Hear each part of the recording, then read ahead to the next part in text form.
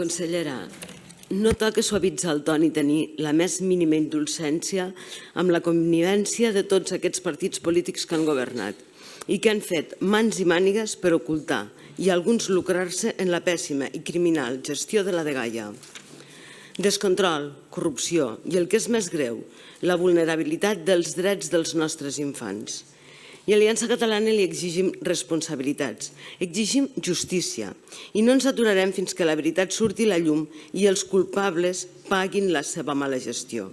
Fins les últimes conseqüències. Situem els fets segons l'informe 3/2024 de la Sindicatura de Comptes entre el 2016 i el 2020.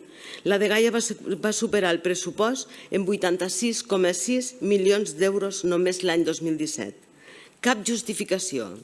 I ho saben, més ben dit, ho sabien tots. És el forat negre de gestió irresponsable. A més, es van prorrogar 181 contractes el 2018 i en 112 d'aquests no hi havia ni tan sols un document signat. Això no és una incidència, com diuen els exresponsables. Això és una vergonya. És un descontrol absolut que apunta a una xarxa que ha enriquit fundacions i entitats fins a certs partits polítics. 2.000 milions d'euros adjudicats irregularment, com ha denunciat Aliança Catalana, sense que s'hagin estalviat insults xenòfobs o racistes totes dues diputades. 2.000 milions. Aquests diners que haurien d'haver anat protegits als nostres menors i molts menors no haurien de ser aquí, han acabat a mans de fundacions opaques com Resilis, que només el 2023 va rebre 25 milions d'euros malgrat estar sota sospita. I mentrestant, què passava amb els infants? Places fantasma, pagament a joves que ni tan sols residien als centres i menors, i no tan menors, que lluny de ser protegits, eren víctimes d'abusos. Per Aliança Catalana, la immigració relacionada amb els menors no acompanyats ja ha deixat de ser un repte. Ara ja és un problema. El problema de la substitució cultural, lingüística i de saturació dels serveis socials. I per vostès, què és la immigració per vostès? Un negoci rodó. Mentre uns hi veuen vots, altres butxaques plenes. Arribem al punt més dolorós, el que em fa bullir la sang i que hauria de fer-ho també a tots vostès.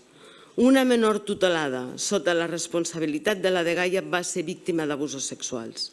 Els Mossos d'Esquadra van desmantellar aquest estiu passat una xarxa de pederastes a Ciutat Vella, amb més de 1.300 vídeos i 12.000 fotografies d'explotació sexual a menors. El responsable, un depredador a qui la justícia li reclama 107 anys de presó, que operava amb total impunitat.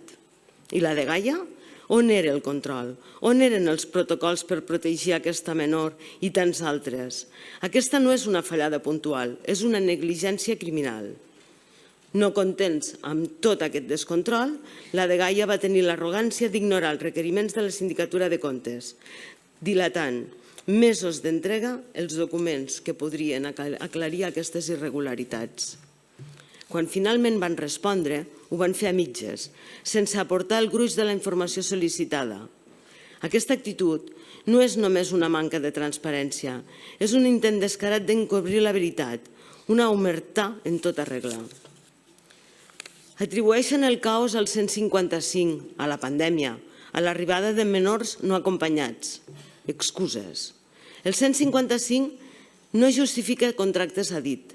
La pandèmia no justifica un deute de 86 milions i l'arribada de menors no acompanyats, que va passar de 300 a més de 3.700 entre 2016 i 2018, no pot ser una excusa per abandonar els nostres infants a la seva sort, mentre regalem milions a entitats sense control.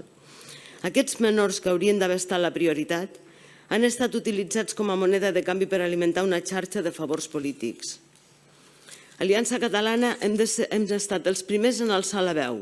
Vam denunciar aquestes irregularitats al gener d'aquest any i gràcies a la nostra pressió, el govern del senyor Illa va cessar la directora i el subdirector de la dgaia el passat mes de març. Això no és suficient. Cessar 2 càrrecs i canviar de nom la institució no tapa un forat de 2.000 milions d'euros.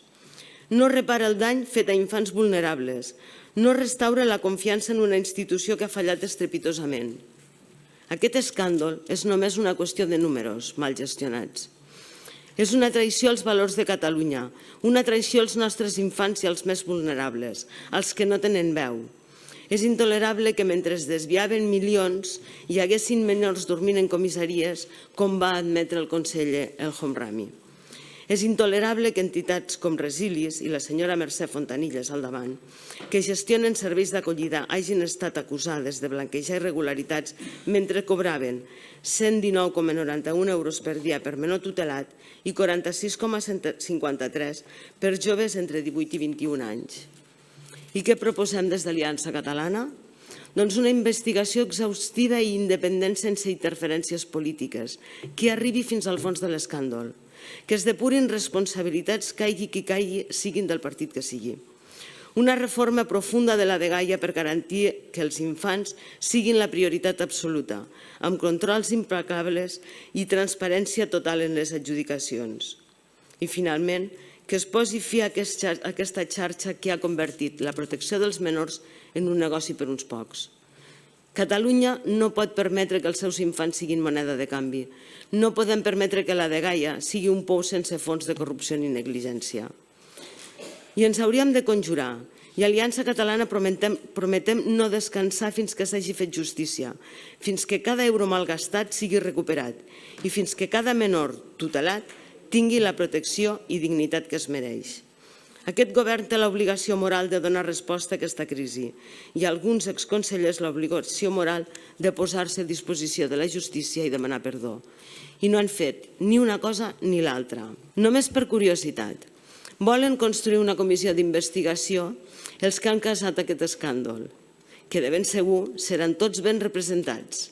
Ens hi voldran els que no tenim cap responsabilitat o ens aplicaran també el cordó sanitari? Si és així, tot molt transparent. Moltes gràcies.